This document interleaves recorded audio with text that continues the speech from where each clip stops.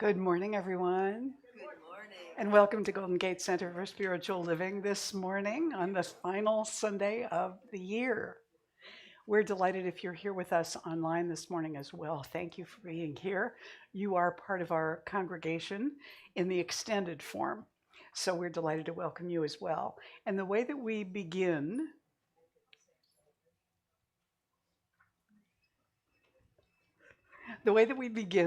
is by making sure that everybody has been welcomed. So I'm going to invite you to stand up and walk around a little bit. Welcome each other. Julie, you just sat down so everybody can come to you. And by the way, Julie just celebrated her birthday yesterday. It was her 85th birthday. Congratulations, Julie. And everybody, so please make sure Julie gets a welcome as well. Walk around, say hi, introduce yourselves to anybody you don't know. Those of you at home, take a moment to give yourself a little extra love. We'll be right back in just a moment to sing the morning opening song.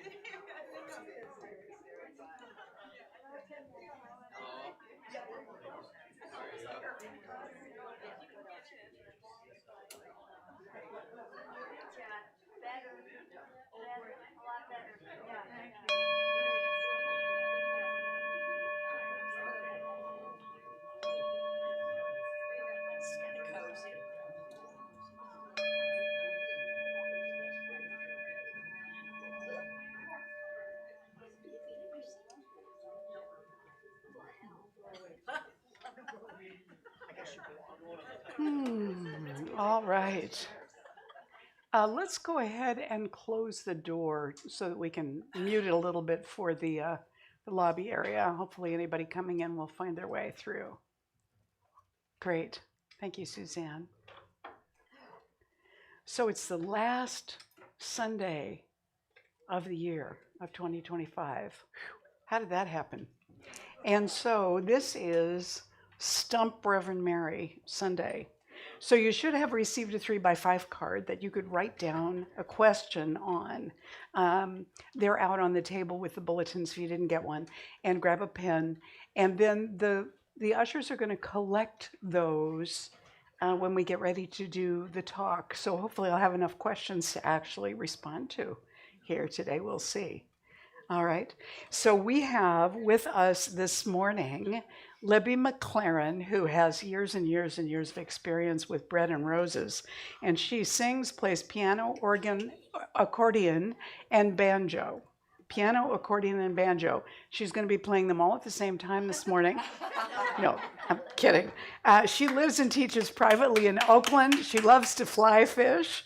She composes original songs and instrumental tunes in the Celtic Americana style, and she has sung with and accompanied Holly Near, Ronnie Gilbert, the Roches, and many others. She has recorded 6 CDs with her partner of 34 years, Robin Flower, the last one entitled 1+1, featuring them at their very best. We don't have both of them this morning, but we do have Libby, so please welcome Libby McLaren to Golden Gate Center for Spiritual Living. And please stand now and join us in the opening song. And as we get ready to sing, this is one that we all know. We've heard it with Louis Armstrong many times. Exactly. Thank you. Okay.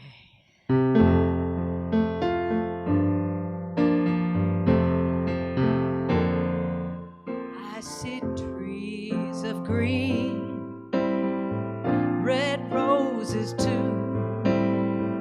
I see them bloom for me and you.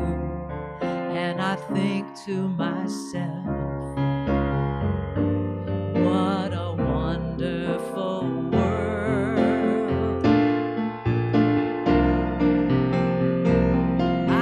skies of blue, clouds of white, the bright blessed day and the dark sacred night. And I think to myself, what a wonderful world.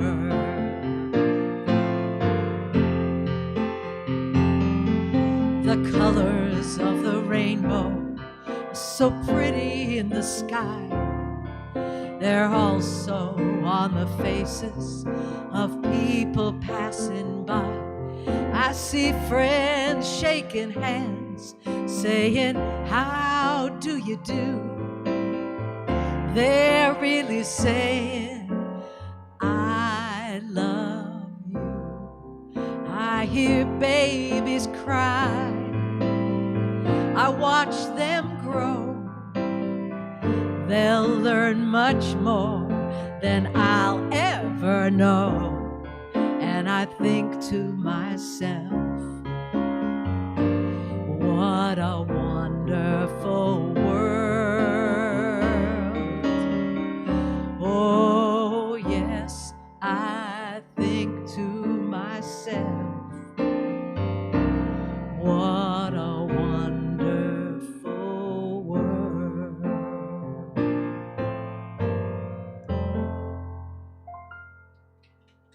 Yes, yes. You may be seated. Thank you. All right. So now that we've had a chance to sing together and greet one another, we are going to take some time to turn within and get centered together. And so please silence your cell phone so it isn't going to be interrupting us as we go through our morning experience. And now, as we settle in, I'm going to invite Reverend M. Louise Mann to come up and give us our opening prayer.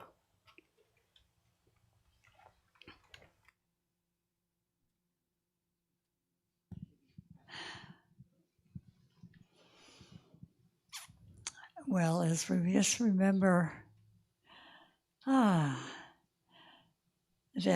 there truly is a wonderful world out there, and that within each one of us is that wonderful place of spirit.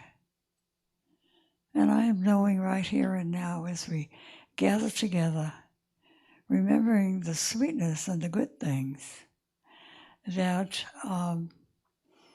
we are all open to the blessings that are there for us. And I know that each one of us is one with that divine presence as we come together with that intention of remembering who we truly are. One with spirit, one with life, one with the goodness of all that is. And so as we prepare ourselves to just open to each experience of this beautiful day, we remember that we are one with spirit, we are one with each other, we are one with life, and that it is all good and it is all God.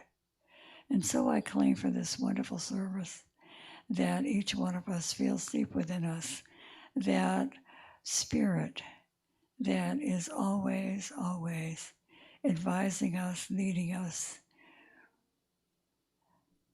having us remember that we are one with it. And so I simply give loving thanks for our time together today and for opening our hearts and minds to what is the wonderful service to come.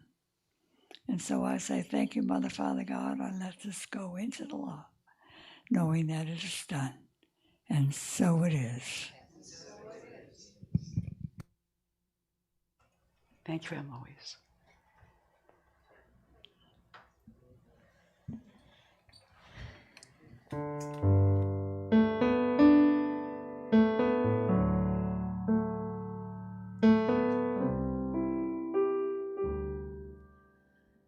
Some say love, it is a river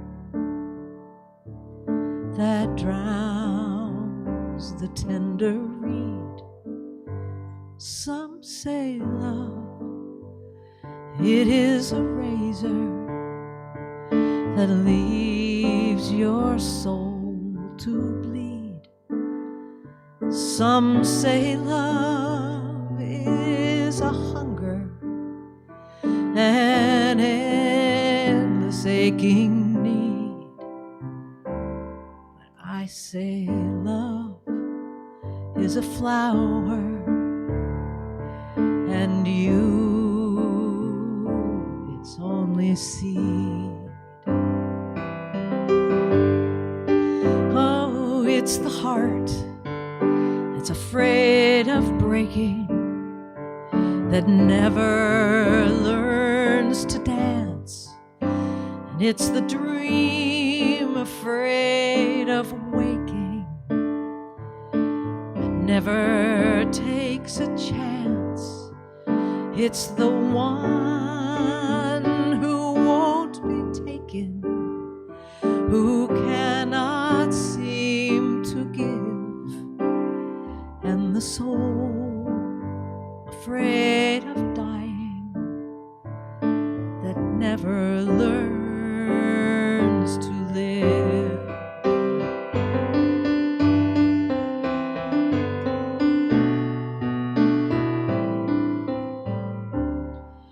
When the night has been so lonely and the road has been too long, and you think that love is only for the lucky and the strong.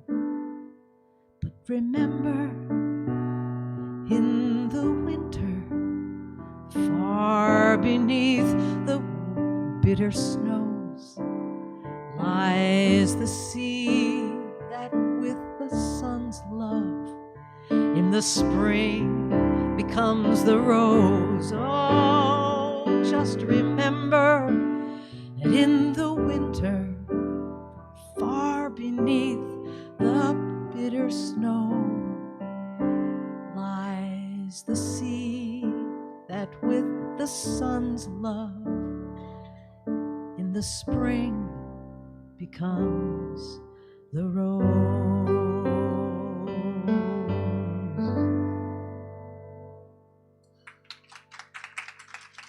Thank you, Libby. Yes, yes. So our December theme has been bringing forth the mystery within. When we look at all of the festivals of light that happen in December, we recognize that something is being born again. From ancient times, they recognize when the days begin to get longer, that there's a clue that the shortest day and the longest night points onward to what's coming next.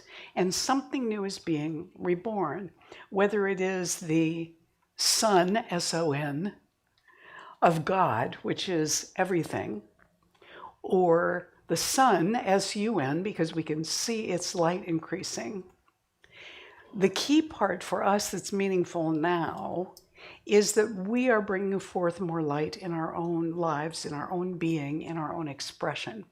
So every year when we come to this time, it's kind of like time to check in and see, how have I done?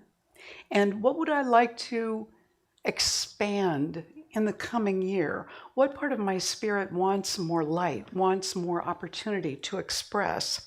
So bringing forth the mystery within is our theme of December, but it's also the theme of every December, because what it is looking to us to say, if you're still alive, if you're still here in the body, then there's more light in you that wants to be expressed. And what is that way that it wants to come forward? What are the qualities in us that are begging to be expressed a little bit further by us? So that becomes our challenge. Now, today we're doing a Stump Rev Mary morning. So what that means is that I take the questions that you've written down And as some colleague of mine used to say, you pretend you have questions and I pretend I have answers. That's what we do for a little while on these Stump Reverend Mary Sundays. So who has the questions now? Okay, Linda, would you bring the questions up? And I will see if I have something to say about any of these things that you're asking. No guarantees, right? So this is entirely spontaneous. Linda, there's another one over here.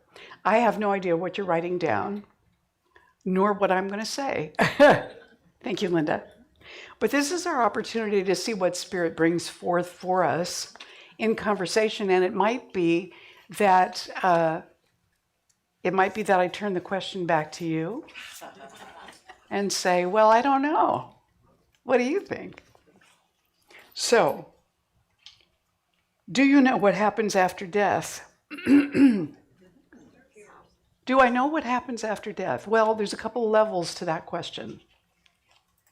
Since I haven't had a near-death experience myself, and also because people are not sure if near-death experiences are actually indicative of what's coming or just hallucinations in the brain, I do not believe they're hallucinations in the brain at all, because there are many, many documented cases of near-death experiences of individuals whose brains would not have been capable of producing the imagery that they experienced at the time that they experienced it. But also, I believe there is more after we die. How do I say this exactly? My own father died 10 days after my 3rd birthday. Now, I can't say that I experienced him again after that, but I was raised in a tradition that talked about the afterlife and talked about heaven and talked about all of that. And so there always was that awareness in my mind, or that assumption in my mind, that my father existed, just not in the body, that he was around, just not with me. But it was, and that stayed with me as a feeling, not just a belief. But after my mother died, when I was 37 or 38. After my mother died, right away after she died, I had a dream. And in the dream, we were walking on a hillside, and she was dressed exactly as I would think of my mother going to the store or something, in her tan raincoat with a scarf around her neck and her keys bobby pinned into her pocket so she wouldn't lose them. And we're walking in the hills. And I was aware in the dream that she was no longer alive with me. And so I said to her, can I take a picture of you? I said, is that allowed? And she said, oh, sure, that's allowed. I said, okay, because I have pictures from before death, so this will be a picture after death. And I was getting ready to go and get the camera, and she stopped me, and she put her hands on both sides of my face, and she said, I just want you to know I am all right. And then I woke up. Now, to me, that was a significant dream, not just wishful thinking on my part. So I have carried with me actually all my life this sense that there is more, that there is more. And I can't say that I know exactly what's going to happen, but I will say that many spiritual traditions over hundreds and hundreds of years talk about that process of letting go of the body and stepping over that line. One of the first things I said to my cousin after my mother died was, I didn't think she had it in her. And what I mean by that is it seemed like a huge decision and transition to make. And my mother was a very shy lady and very, fearful and reluctant to try new things. So the idea that she would say, okay, fine, I'm going. It was amazing to me that she actually left, but she did. Therefore, anybody can do it. So whether you know what it is or not, I wouldn't worry about it.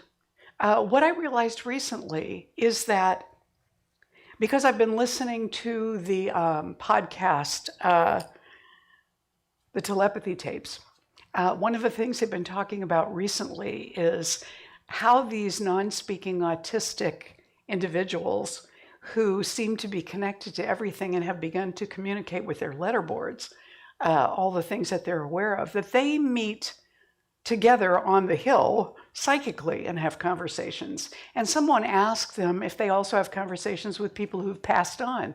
Oh yeah. Oh yeah, sure. Of course. And people who have dementia or Alzheimer's, I don't know if you've ever been around people who are in the process of making their transition. It's only people like that. But I have been around many people who are in the process of making their transition. And one of the things that commonly happens is they begin to have conversations with people who aren't there in the body. People that I can't see, people that I can't communicate with, but they are aware of these people being around them, people they know, relatives, friends. And so there's nothing to fear, it seems to me, because those who have loved us, who have left the body, come to make sure that we do okay in our process and we're not all by ourselves. At least that's my imagined perception. So the long answer to my question, to your question, is that, and the short answer is no, I don't know.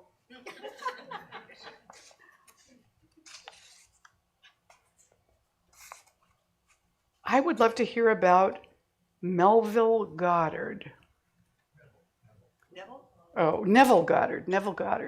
Neville Goddard has a lot of, there are a lot of books out that are by Neville Goddard, who was, as far as I know, a mystic.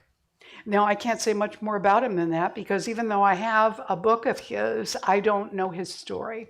So go to the library and find out about Neville Goddard, or check out Wikipedia, not Wikipedia, Wikipedia. What are the most effective words to do step 1 in the spiritual mind treatment?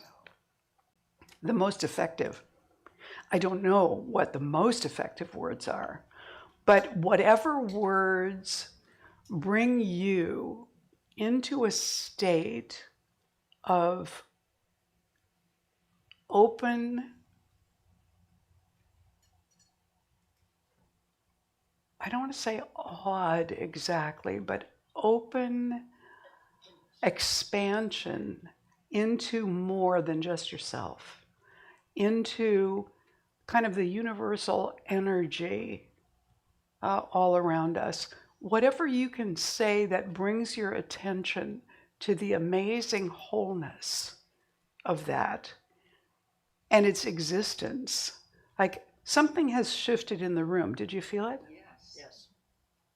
When we lift our awareness into that, what is that? That which causes the moon to affect the tide, that which allows flowers to emerge out of plants, that which allows all of us, animals and people, to grow, to physically grow, to learn, to do all the things that we do. Whatever words convey that opening for you, that's the first step. And then the second step is to realize that all of that is you. It's right where you are, all of it. It's not just around you. It is what makes you you. It is the very essence of what you are, and you're not separate from it. That's the second step. We'll stop there. I'll talk more about treatment next month. What first brought you to Science of Mind and then your ministry? Well, I was frustrated with life. And I was searching for more information, more connection, more juice, you know? Now, I was raised Roman Catholic, and I'm very grateful for a lot of what I got from that in terms of a sense of the sacred and not feeling like I have to figure out and understand everything in order to be connected to the whole. That was very important to me, but I wasn't quite fitting my puzzle piece into that well. So I went looking. I went to a bookstore in Seattle at that point called the Quest Bookstore. It was up on Capitol Hill. And it was kind of like our bookstores tend to be in New Thought now. It had a lot of eclectic spiritual writings and stuff like that. Now, being a Catholic who had never stepped into a Protestant church for fear of being damned, I felt like I was doing something kind of wicked by going into this store at all.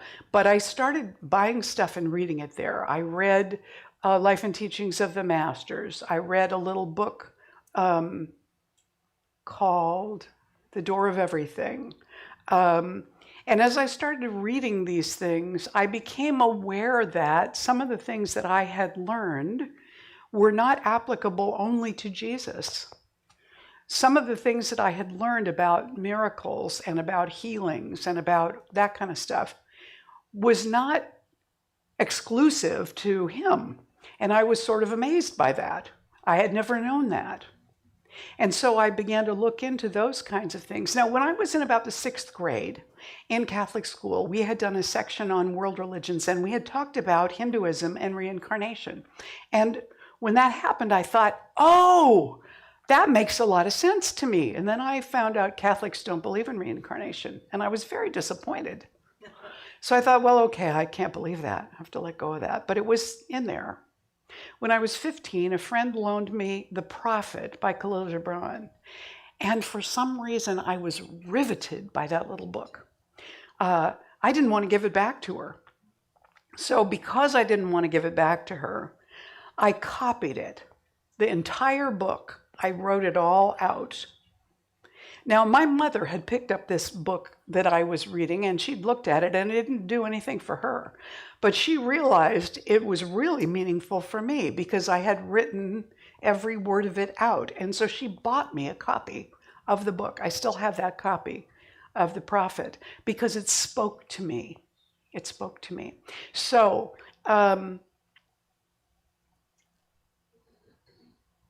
I went looking for a spiritual community. So I had decided I wasn't Catholic anymore, but I didn't know what I was. And I had been exposed to a personal growth training where I got introduced to A Course in Miracles. So I started doing that. And I did that for about a year on my own, but I really missed spiritual community. So I started looking around in Seattle for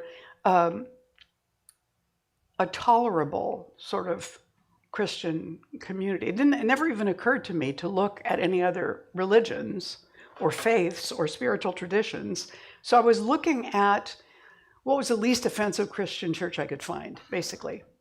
And somebody suggested to me that I check out the Church of Religious Science. What a weird name for a church. And I thought, I don't know, that sounds very weird, but I saw a little ad for it in this New Thought kind of metaphysical calendar of events. I saw a little ad for it. It said, dial an inspiration. So I thought, okay, well, I'll try that, see if I can find out a little bit about this place. So I called the recording, and I thought, if he says anything about the blood of Jesus, I'm just going to hang up. That's it. But he didn't. I don't remember what he did say, but I thought it was really interesting. So I went. And here was this group of people in this church talking about stuff that made sense to me that I believed. And I had never expected to hear that from a church, not ever.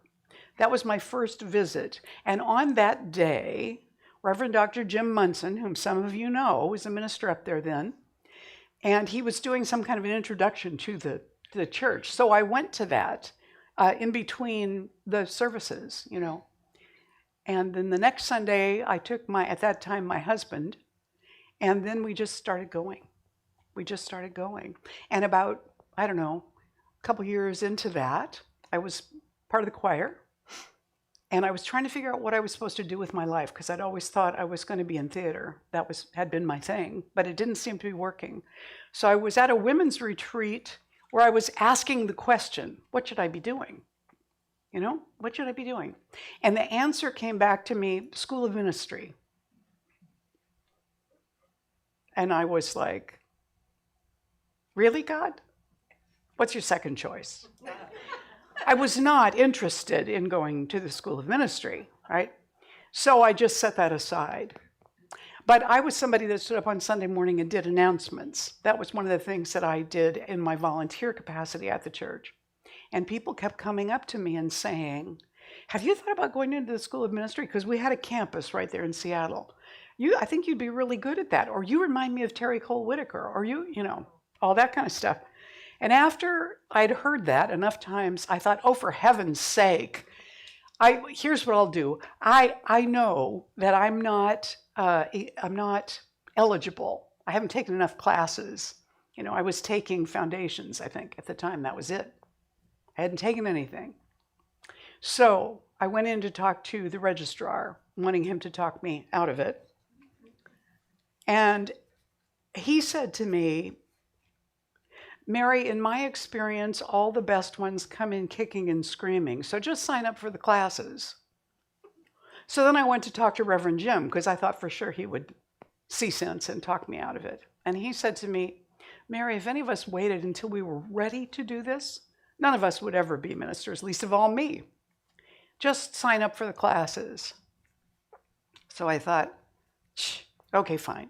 So I signed up for one class. It was a summer class in June, and it was called Something in Your Self-Esteem. I can't remember the beginning of it. Something in Your Self-Esteem. It was, I don't know, 8 or 10 weeks long. I cried through the whole thing. And then I was in. And I had told the registrar, well, I'll sign up, you know, in the fall. He said, no, you can't wait until the fall, because they're going to get more strict about the entrance requirements and you won't be eligible because of your classes. So you're going to have to keep on taking Science of Mind classes, you know. But you have to sign up now. That's why I took that class in June. So that's how it started. And for the first half of the time I was in the School of Ministry, I kept telling people I was just doing it for personal growth. You know, I'm not necessarily going to be a minister, but I'm just doing this for personal growth. And then about halfway through, it dawned on me that I was going to be a minister. And I thought, oh no, now I have to tell my mother why I'm taking all these classes. So that's how it started. Explain to me, please, the difference between holding and knowing. Okay, I know that Ernest Holmes, our founder, says we don't hold thoughts. We know the truth. So I think I'm making this up for him, because we sometimes say, I'll hold that for you, but that's not really what he would have wanted us to say.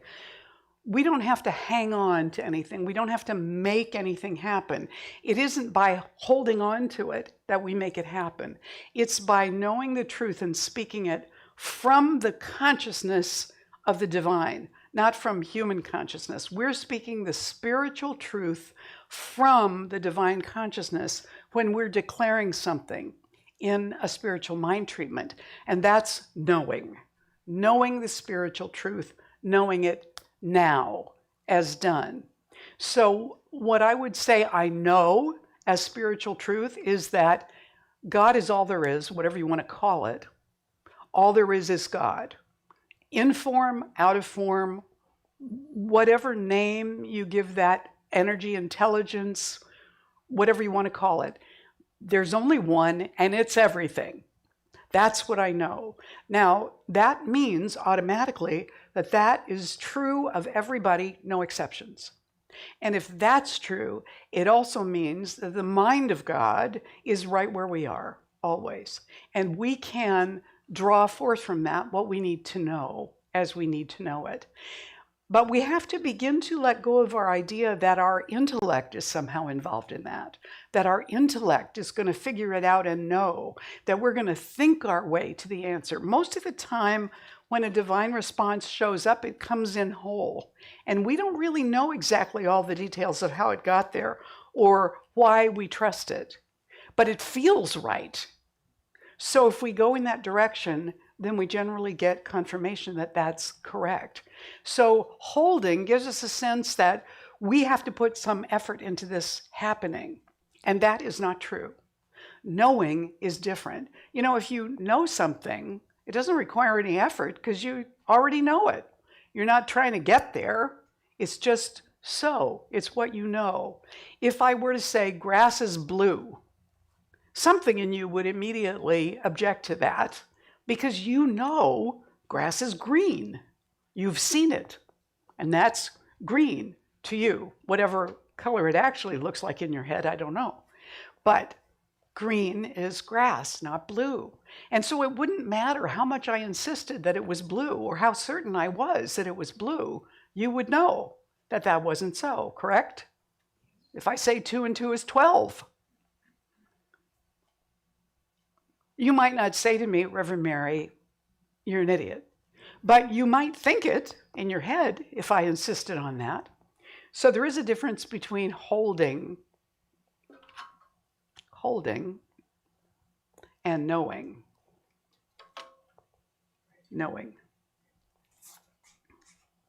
As we get older, what lifts us up? Well, other friends, hopefully. What lifts us up? I think that one of the things, I don't know this for sure, I have made this up recently.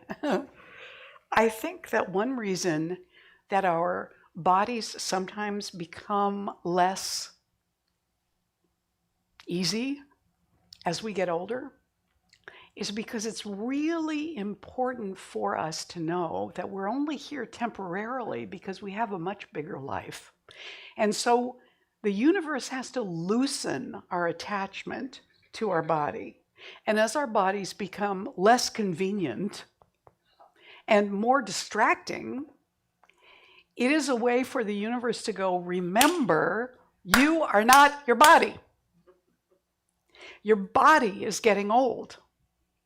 But the you that is in there is infinite. It's not getting old. It's eternal. So this, what you're carrying around with, what you're driving around in, eventually, like your car, you're not going to want to be using it anymore. And when that happens, you'll move on. And that's okay. Thank you, Hillary.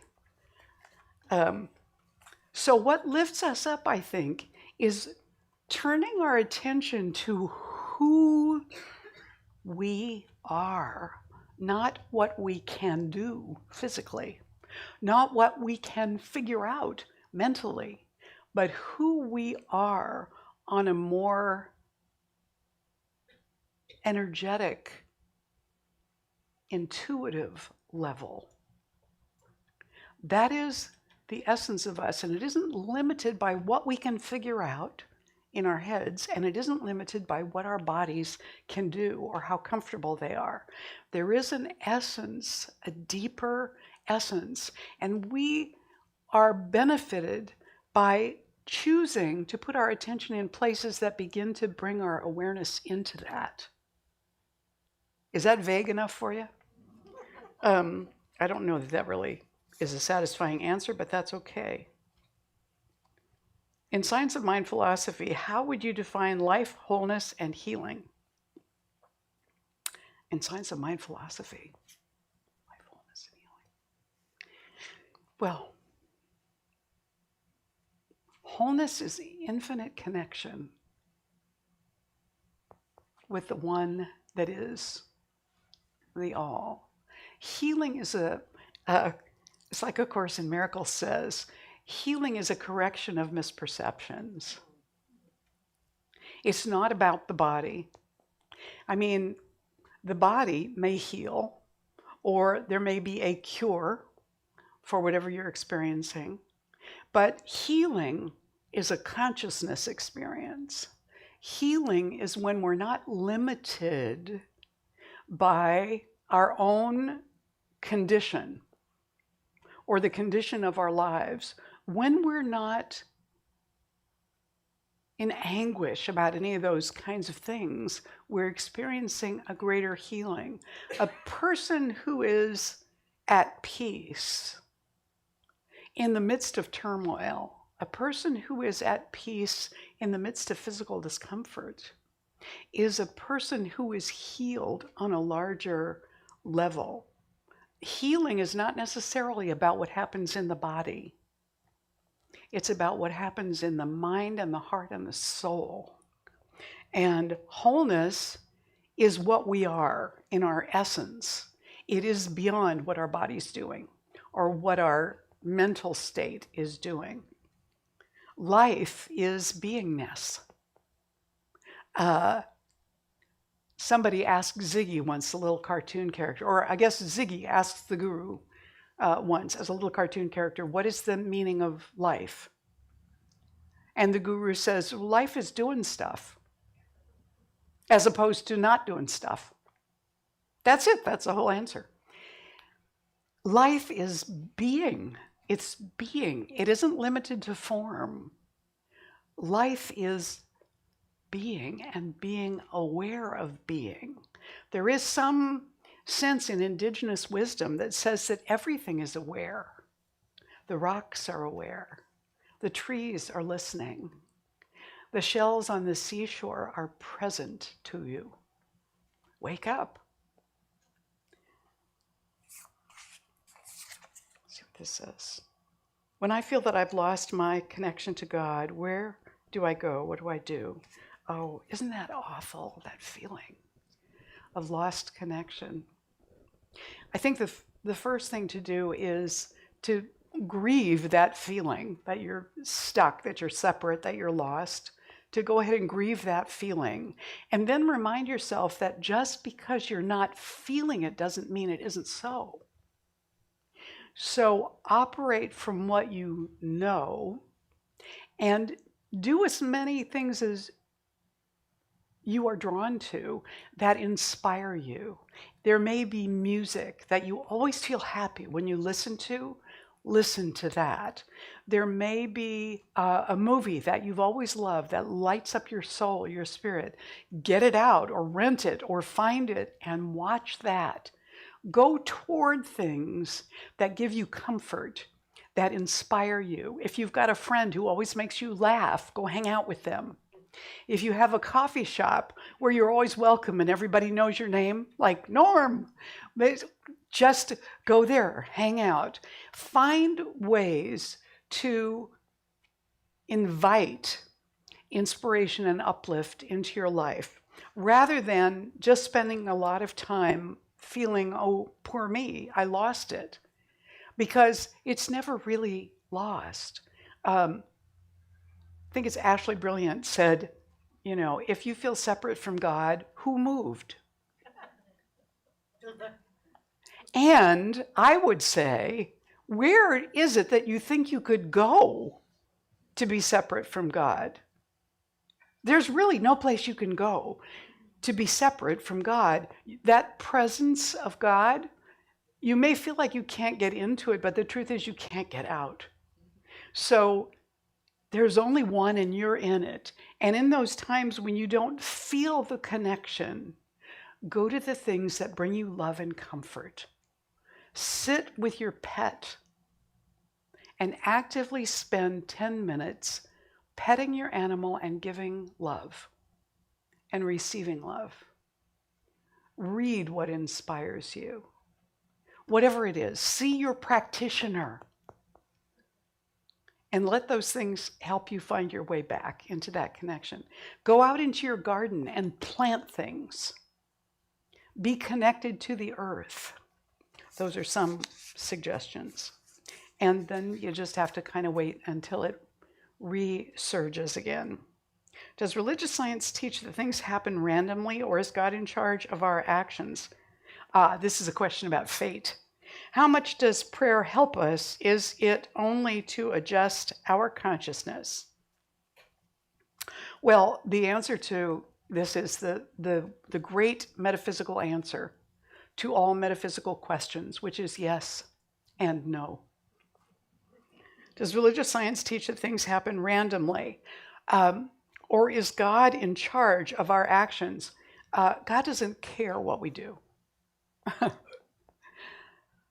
All of it is us creating more experience, more expression, more life in the world. And God is up for that.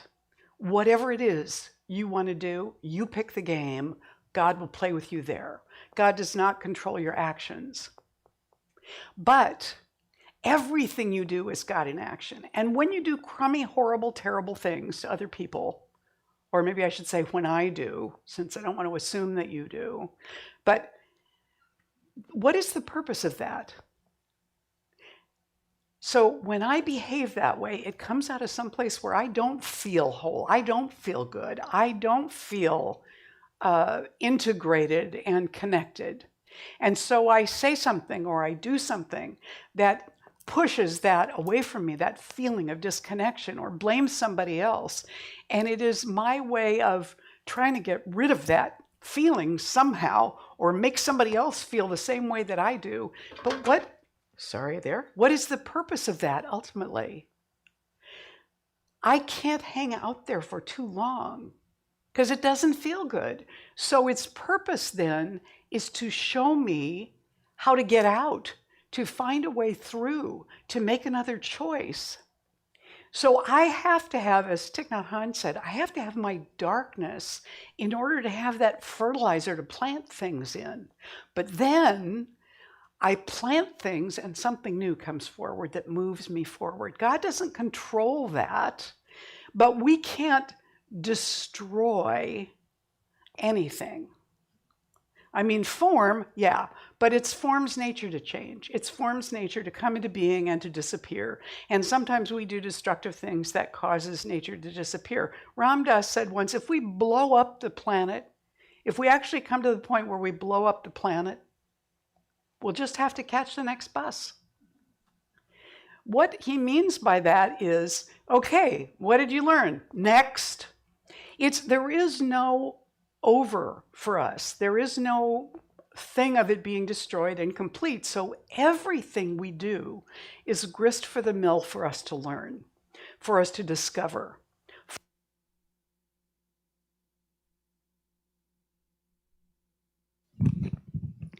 For us to grow and discover and expand. And how much does prayer help us, or is it only to adjust our consciousness? Well, yes and no. It does help us because it helps us to get recentered in the spiritual truth and to let go of the appearance. But when we do that, a number of different things can happen. And when Sky Nelson did his research, because he's a performer, but he's also a physicist, he's continually doing research to demonstrate the science behind the science of mind, the science of synchronicity, and how it works in physics. And so what he demonstrates is that when we are aiming toward a particular thing that we want to experience in our lives, the more that we choose in that direction, the more other opportunities come forward, and those that don't match dissolve and fall away until we meet what it was we were aiming for at that point in time. And everything in the past will have arranged itself to get to that point. But when does that actually happen? Because experiments with physics show us that sometimes causality works in reverse, at least microscopically. So prayer might change what we're experiencing out there, or it might cause us to not worry about it anymore, or not to notice it anymore, or it might change us so that we fit in better with the situation that is. So there are a lot of different ways that a demonstration to prayer shows up in our experience. I'll do one more. If cells in our body are renewed all the time, why does the body age? I don't know. I find that fascinating because new cells, why would they advance in age if they are duplicated, and they're new? I don't know why that happens. Why do tattoos last when cells are new and being created all the time? But they last. They get fuzzier, but they last. I don't know why. It's a wonderful mystery, and I'm sure that somebody might be able to explain that someday if they can't now, but it's not me. I'll do one more question just because. When do you think you received the call? Well, I've always said that the way that the universe gets me to do the next thing is by spinning me around until I'm dizzy and then backing me into it. Because I have a tendency to overthink things and I can get resistant to what's coming when I don't understand why it's coming. Anybody do that? So I wouldn't be a minister if I had seen it coming. That's why I thought I was just taking the school ministry classes for spiritual growth, because it was just the next thing I had to do because I couldn't seem to do anything else. I wound up here at this church in Marin because the universe spun me around and backed me in, you know. At the time that Reverend Carol was leaving, I said I'd be your interim minister. Do you remember that? And then people kept saying to me, why don't you just be our minister? And I'd say, no, I'm going to be the interim minister, so you have a chance to choose, you know, who you want to be your minister. And people kept saying to me, why don't you think about being our minister? So one day, Amanda and I were on our way in. I was speaking that morning. We were on our way into church. And she said to me, have you thought that maybe the reason nothing else is falling into place in terms of what's next for you is because you're supposed to be the minister at the Marin Church? And I said, you know, I've actually been thinking about that. And I decided that if 3 more people tell me today that I should be the minister here, then I'll drop this interim thing and go ahead and see if I can be the minister. But I have to find out if I even can, since I told Home Office I was going to be the interim. And interims don't get to candidate for churches. So when the service was over, we're walking out, and I'd already talked to so many people, you know, over the months. I wasn't really expecting anybody else to come up to me that day. Service is over, we're going back to the car. Amanda said, well, I said, more than 9. So I said, it's like a big neon sign in the sky going, here, here, here.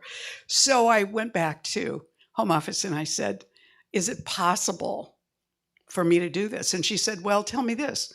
Did you ever sign a letter of call as the interim minister? And I said, no, we hadn't done that yet.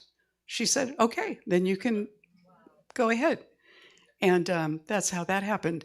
But I kept saying, oh, no, I'm not doing that. Oh, no, I'm not doing that, you know.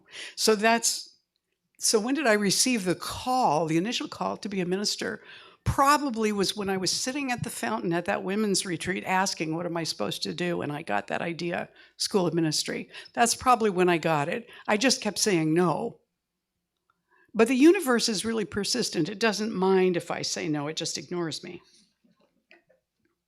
So that's what I'm going to say for today. I want to stop so that we get out of here before noon. And thank you very much for indulging me in answering questions today. Namaste.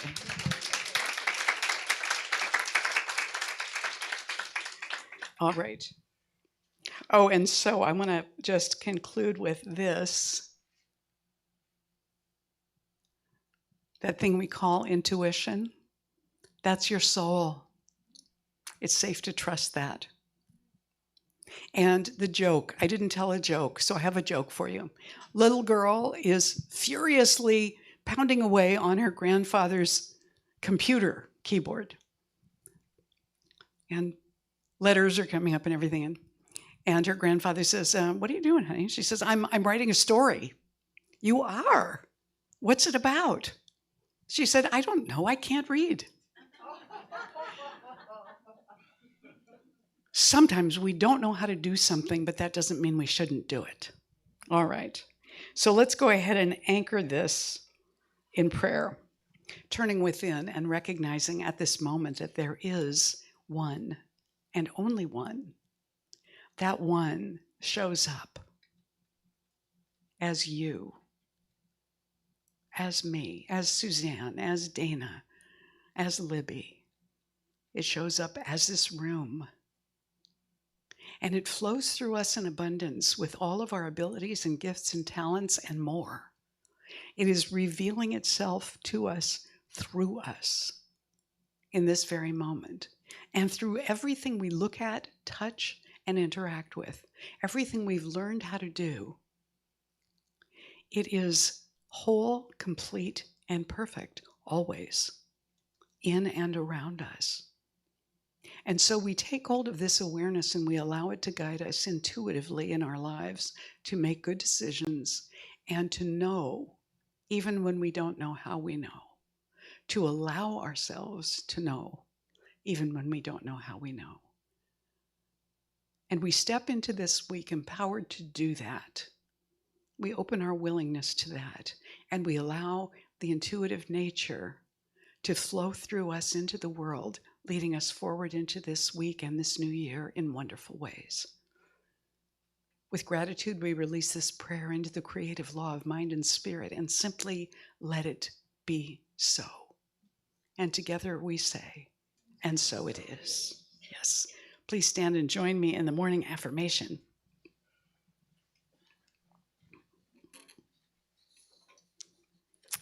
As I approach the new year, I bless all I've learned, all I've given, and all I've received. I claim a year rich in blessings and great good for myself and all those in my life. And so it is. Thank you. Would the ushers come forward? This is our sacred giving time. And if you're online with us this morning and you'd like to make a donation, we would be so grateful. You can text the amount, the dollar amount you want to give to the number on the screen and then just follow the directions. And for the rest of us, or you can do that in this room as well, but for those of us that are here present, we want to bless the offerings being given today. All those have been given over this past week. And so take your offering if you're giving one today, but in any case, put your hand over your heart as we bless the offering together in this way by saying, "This gift I give is God in action. I now send it forth to bless and to prosper. I know that everywhere it goes, it is creating a world living in love, one heart and one thought at a time." And so it is.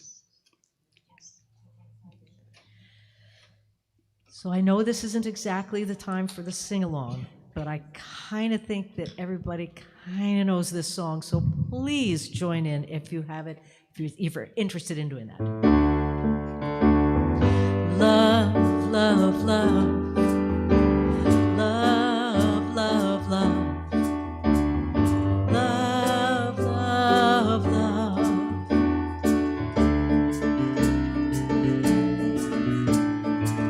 There's nothing you can do that can't be done. There's nothing you can sing that can't be sung. There's nothing you can say, but you can learn how to play the game. It's easy.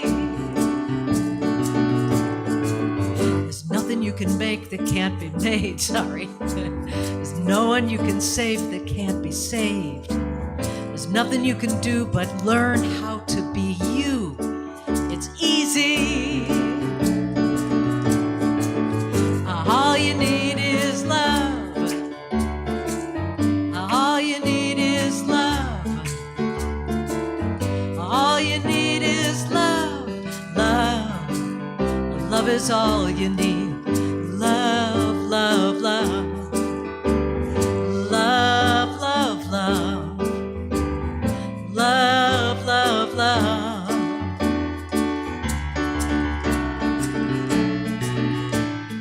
There's nothing you can know that can't be known.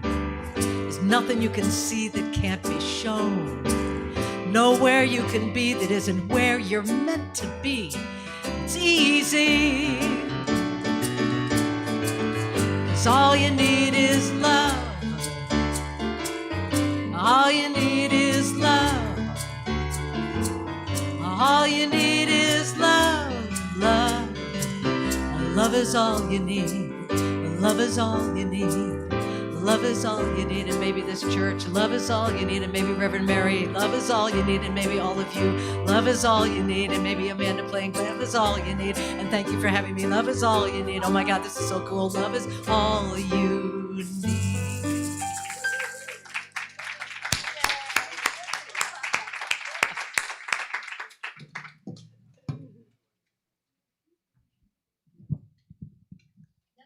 All right.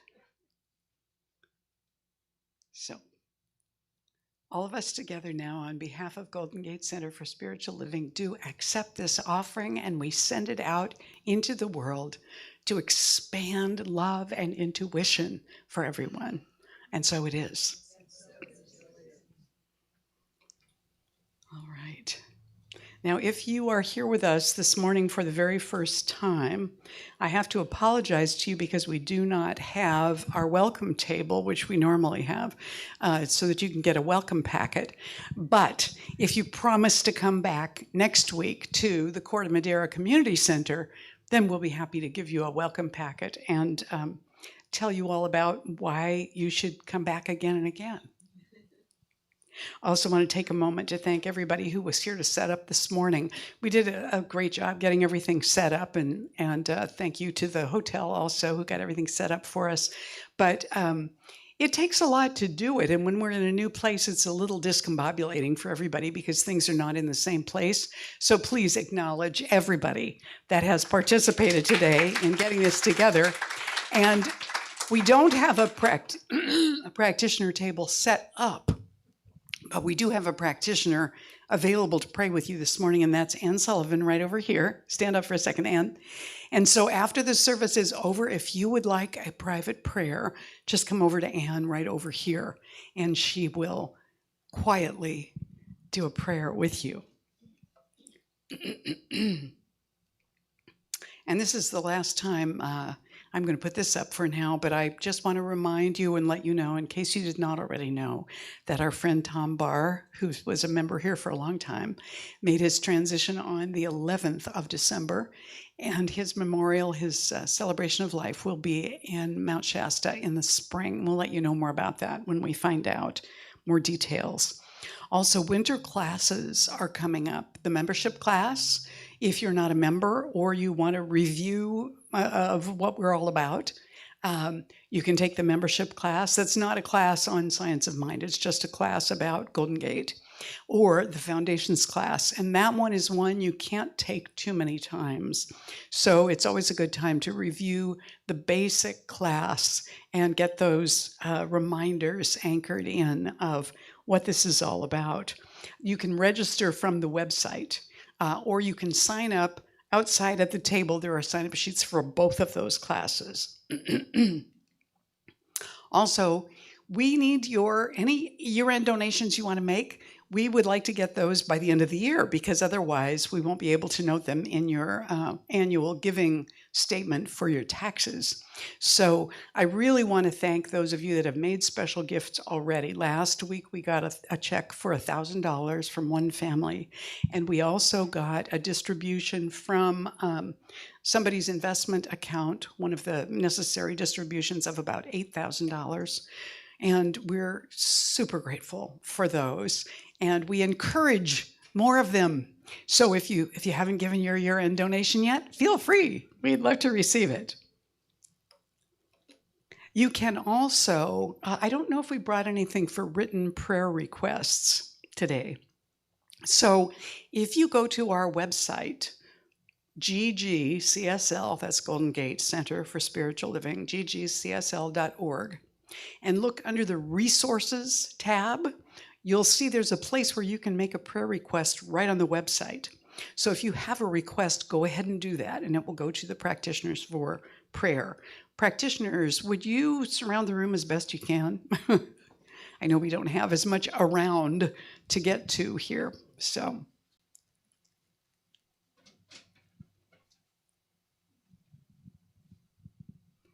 And know that as you are surrounded in consciousness now, we bring this prayer forward from the heart for all of you as we pray together.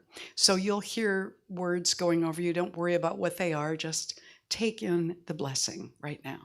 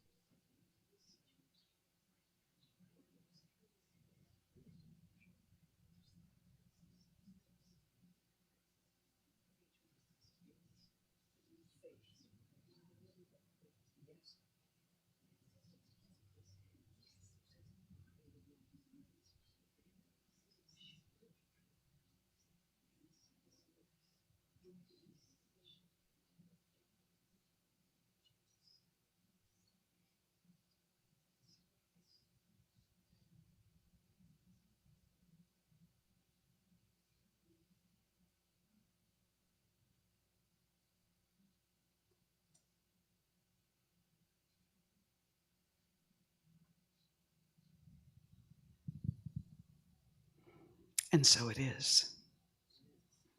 Please stand and join us for the closing blessing and the closing song.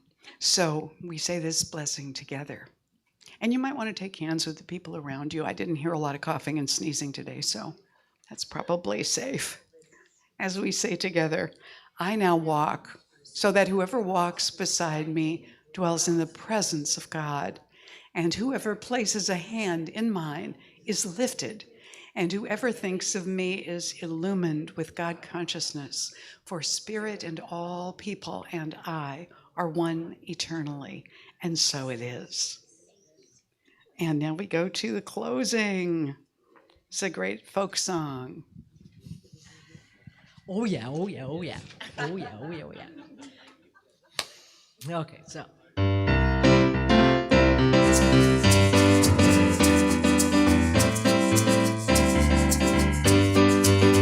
I'm gonna lay down my sword and shield down by the riverside, down by the riverside, down by the riverside. I'm gonna lay down my sword and shield down by the riverside, down by the riverside. I ain't gonna study war no more. I ain't gonna study war no more. Ain't gonna study war no more. I ain't gonna study war no more. I ain't gonna study war no more. Gonna study war no more. I'm gonna lay down my burden down by the riverside, down by the riverside, down by the riverside. I'm gonna lay down my burden down by the riverside, down by the riverside. I ain't gonna study war no more. I ain't gonna study war no more. Ain't gonna study war no more. I ain't gonna study war no more. Ain't gonna study war no more. Ain't gonna study war no more. I'm gonna put on my golden shoes down by the riverside, down by the riverside, down by the riverside. I'm gonna put on my golden shoes down by the riverside, down by the riverside. I ain't gonna study war no more. I ain't gonna study war no more. Ain't gonna study war no more. I ain't gonna study war no more. Ain't gonna study war no more. Ain't gonna study war no more. I'm gonna shake hands around the world down by the riverside, down by the riverside, down by the riverside. I'm gonna shake hands around the world down by the riverside, down by the riverside. I ain't gonna study war no more. Ain't gonna study war no more. Ain't gonna study war no more. I ain't gonna study war no more. Ain't gonna study war no more. Ain't gonna study war no more. I'm gonna lay down my sword and shield. I'm gonna lay down my burden. I'm gonna load on my golden shoes. I'm gonna shake hands around the world down by the riverside.